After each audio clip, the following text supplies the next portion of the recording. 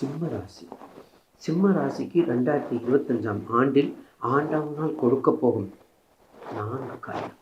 இந்த 4 காரியங்கள் என்ன தெரியுமா உங்களுக்கு? முதல் காரியம் நிர்வாகம். சிம்மத்திற்கு நிர்வாகம், பேராற்றல், வலிமை, செய்கின்ற தொழிலை அதாவது எப்பேற்பட்டாலும் எப்பாடுபட்டாலும் அதை முடிக்க வேண்டும் என்ற ஒரு ரெஸ்பான்சிபிலிட்டி உங்களுக்கு இருந்தே தரும். அது அரசியலா, அது ஆன்மீகமா, அல்லது அரசியல், ஆன்மீகம், அட்மினிஸ்ட்ரேட்டிவ். அந்த அட்மினிஸ்ட்ரேட்டிவ் இந்த 3க்கு சிம்மராசி தான். இந்த 3க்கு சிம்மராசி தான். அரசியலுக்கா அழகா பயணம் செய்யுங்க. 2025 பயணம் செஞ்சால் தான் அடுத்த 2026 என்ன பண்ண முடியும்? நாற்காலி பிடிக்க முடியும். 2025 ப்ரேயர் பண்ணால் தான் நான் 2026 நாற்காலியை பிடிக்க முடியும். எப்படி பிடிக்கிறது?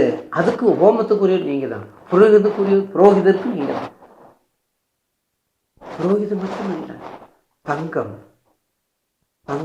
மாணிக்கம் போன்ற எல்லா ஜுவல்லரி, எல்லா நகை சம்பந்தப்பட்டது எல்லா நேரமும் உங்களுக்கு சப்சூட்டாக கண்டிப்பாக வந்து சார். ஒரு போனஸ் பாயிண்ட் எதுவரையும் இந்த 4 பாயிண்ட் தவிர அடுத்து கண்டிப்பாக ஆண்டவனால் தடுக்க போகும் இந்த 4 காரியங்கள்.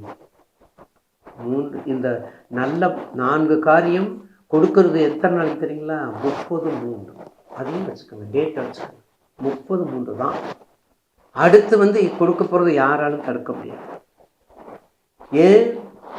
அஷ்டமத்து சனி. கடகராசிலிருந்து அஷ்டமத்து சனி ரிஜிஸ்டர் ஆக போகுது. 30/3 ரிஜிஸ்டர் ஆக போகுது. அப்போ யாருக்கு? சிம்ம ராசிக்கு. அப்போ எப்படி இருக்கணும்?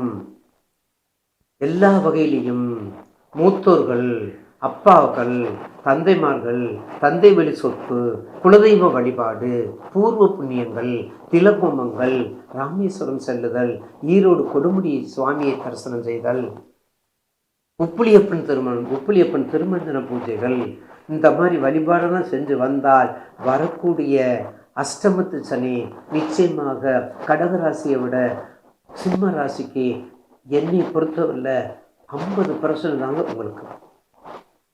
50% தான். ஏனென்றால் கடகராசிக்கு 8ஆம் இடம் குரு. கடகராசிக்கு 8ஆம் இடம் குருவாக இருப்பதனால் கண்டிப்பாக அந்த ராசிநாதனும் குருவும் சமக்கிரகம். அதனால் அஷ்டமத்தினுடைய தாக்கங்கள் குறையும். ஏற்கனவே வீடு சூரியன் வீடு, அப்பனும் பிள்ளைங்க தான். அப்பனும் பிள்ளைங்க சகோதரன் 3 பேரும் சேர்ந்து ரிலேஷன்ஷிப்பாக இருக்கக்கூடிய இடம் தான் சிம்ம ராசி.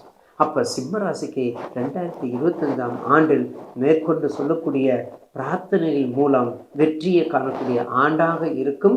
உங்களுடைய தசாபுத்தி உங்களுடைய வயதை நிர்ணயித்துக் கொள்ளும்.